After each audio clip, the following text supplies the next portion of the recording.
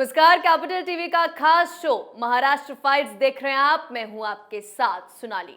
महाराष्ट्र में एक बार फिर निवेश की सियासत चलने लगी है। Tata Airbus C295 transport aircraft project की गुजरात में शुरू होने की घोषणा के बाद से ही राजनीति तेज हो गई है। महाराष्ट्र के पूर्व मंत्री आदित्य ठाकरे ने एकनाथ शिंदे के नेतृत्व वाली सरकार पर निशाना साधा और पूछा कि ये परियोजना महाराष्ट्र में आने वाली थी, पड़ोसी राज्य गुजरात में क्यों गई। उन्होंने शिंदे सरकार पर राज्य की प्रगति पर गंभीर नहीं होने का आरोप लगाया और राज्य के हितों की रक्षा करने में विफल होने के लिए इसकी आलोचना की। तो आज इसी पर चर्चा करेंगे। चर्चा के लिए हमारे साथ स्टूडियो में मौजूद हैं कैपिटल टीवी के एग्जीक्यूटिव एडिटर राजीव जी। राजीव जी, बहुत बहुत स्वागत है आपका। धन्यवाद। राजीव जी, आदित्य ठाकरे के आरोपों में कितना दम है? देखिए, आदित्य ठाकरे आरोप तो लगा चुके हैं जी। लेकिन वो आरोप लगाने के बाद खुद ही फंस गए जी। क्योंकि वो मंत्री थे और उनके पिता मुख्यमंत्री थे। जी। ये सारे प्रोजेक्ट जो महाराष्ट्र से बाहर गए हैं, चाहे वेदांता फॉक्सकॉन हो जी। या फिर टाटा एयरबस हो, जी। ये सारे जो पहले वाले थे जी। वो 1.5 लाख करोड़ के, ये 22,000 करोड़ के, यानी कि लाखों करोड़ का जो प्रोजेक्ट सब, जिसकी कंपनी यहाँ पर हो सकती थी, मैन्युफैक्चरिंग यूनिट हो सकते थे, जिससे महाराष्ट्र को कुछ फायदा होता, यानी कि एम्प्लॉयमेंट को लेकर। ऐसे तो ये सवाल ही उठाना बेवजह की बात है। अगर इस तरह के रीजनल पॉलिटिक्स के झमेलों से बाहर निकलें तो राष्ट्रीय स्तर पर देखा जाए तो इस तरह के आरोप प्रत्यारोप से कटुता पैदा होती है, क्योंकि ये हिंदुस्तान से बाहर की बात नहीं है। एक स्टेट में से दूसरे स्टेट में जाना, उसके लिए महाराष्ट्र में राजनीति करना कि महाराष्ट्र से चला गया गुजरात में, गुजरात वाले कहेंगे कि फिर गुजरात के कुछ प्रोजेक्ट महाराष्ट्र में चले आए।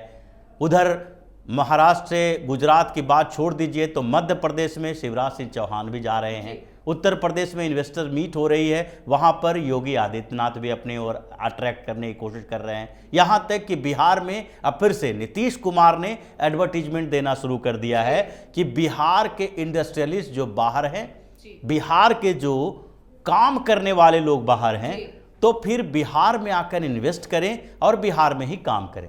ये जो रीजनल पॉलिटिक्स है ना, ये रीजनल पॉलिटिक्स जिस तरीके से देश में एक ऐसा माहौल पैदा करने की कोशिश कर रही है जिसका परिणाम बुरा होता है।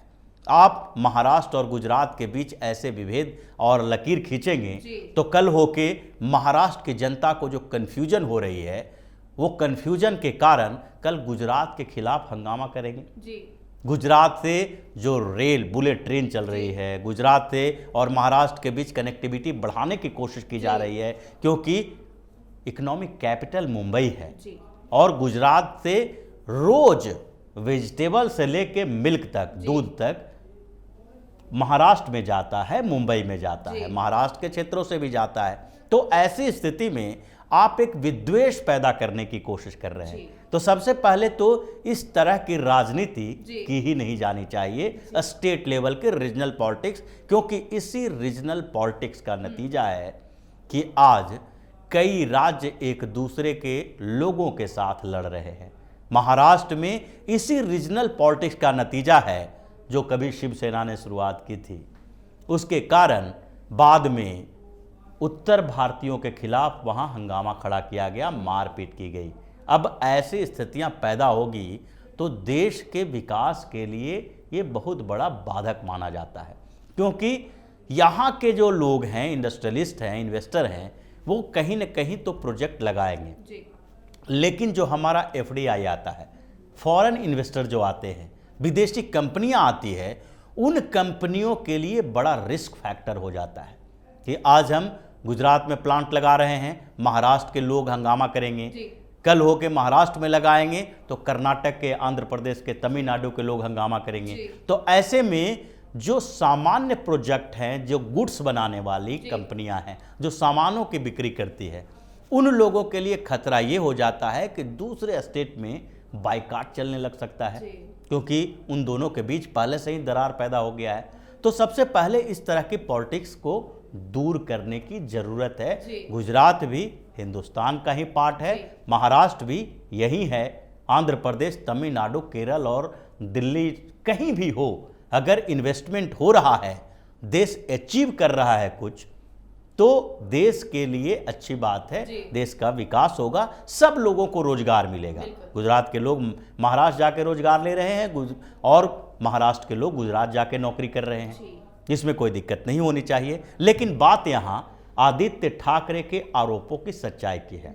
जो सामने दिखाई पड़ रहा है कि जिस तरीके का आरोप लगाया इन लोगों ने कि पिछले कुछ महीनों के अंदर 2-2, 3-3 बड़े बड़े प्रोजेक्ट यानी लाखों करोड़ के प्रोजेक्ट महाराष्ट्र से बाहर चले गए। अब उसको उनकी सच्चाई दिखानी जरूरी है, क्योंकि 2.5 सालों से ज़्यादा समय तक महाविकास अघाड़ी की सरकार रही, उद्धव ठाकरे सीएम रहे, शरद पवार सुपर सीएम रहे और सोनिया गांधी इन दोनों को एक तरह से साथ ले चलने के लिए कोऑर्डिनेटर का काम करती रही।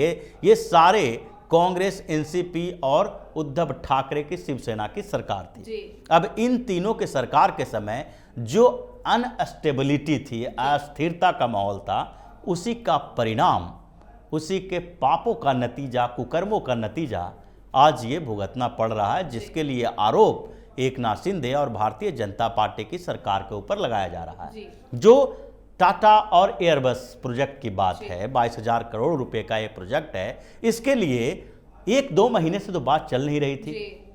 टाटा और एयरबस के बीच कॉन्ट्रैक्ट भी पहले हो चुका था, दोनों के कोलैबोरेशन हो चुके थे। उसके बाद जमीन की तलाश की जा रही थी, अनुकूल समय और माहौल की तलाश की जा रही थी, कहां हम प्रोजेक्ट लगा सकते हैं।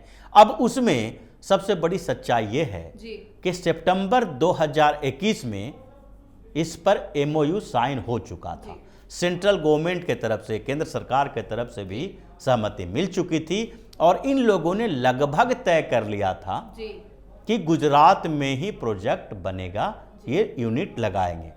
गुजरात में लगाने के लिए जगह तलाश भी की जा रही थी और अभी इस बात की घोषणा की गई है।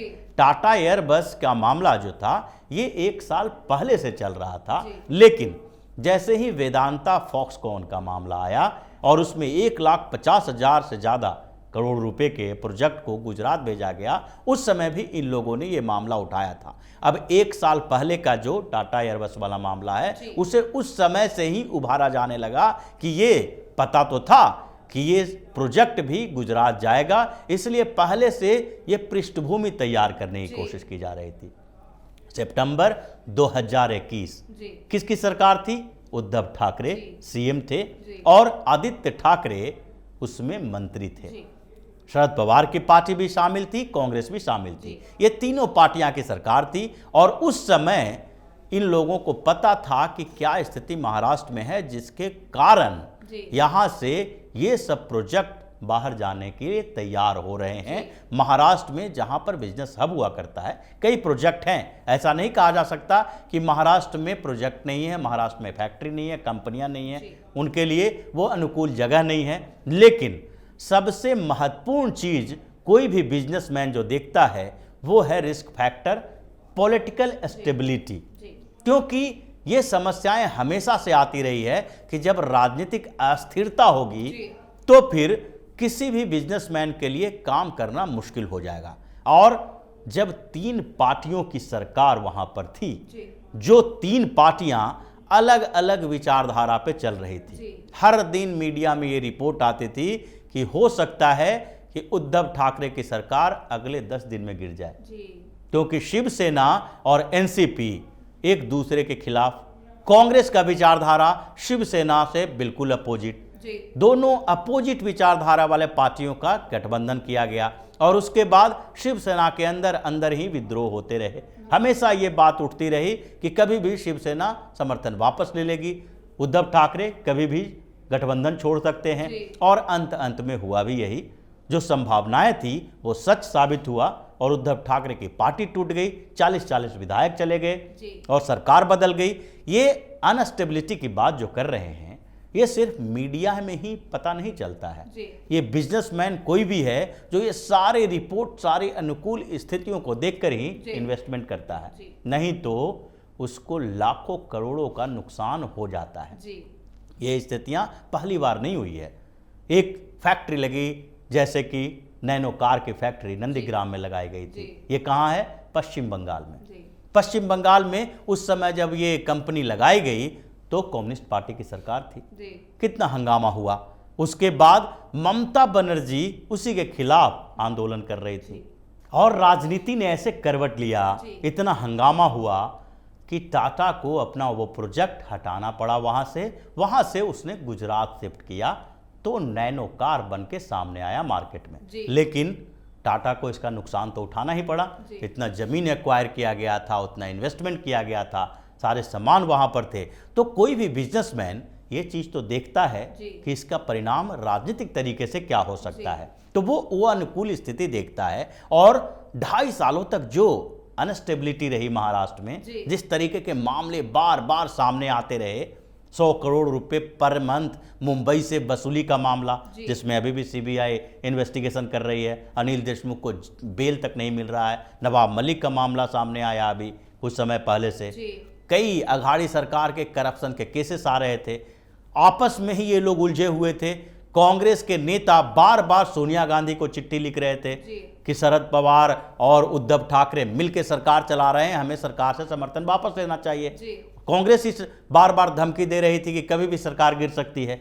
तो ऐसे माहौल में किस तरीके से कोई बड़ा प्रोजेक्ट लाने के लिए सोच सकता है? तो ये 2-2.5 सालों का ये पूरा काला चिट्टा है, इनके कुकर्मों का नतीजा है कि आज महाराष्ट्र को लाखों करोड़ के प्रोजेक्ट हाथ से जाने देना पड़ा। और ये उल्टा चोर कोतवाल को डांटे वाली बात है। आदित्य ठाकरे जो बार बार इस बात को उठा रहे हैं, कांग्रेस के नेता उठा रहे हैं, उनको ये सोचना चाहिए कि सितंबर 2011 में जो MOU साइन हुआ था उस समय महाराष्ट्र में इन्हीं की सरकार थी। और वेदांता फॉक्सकॉन के मामले में जब वो 2 साल से ये रिपोर्ट चल रही थी, जो अंतिम प्रयास एकनाथ शिंदे ने किया कि हम बेहतर फैसिलिटी देने की कोशिश कर सकते हैं, जिसके लिए अग्रवाल साहब ने बात भी कही है।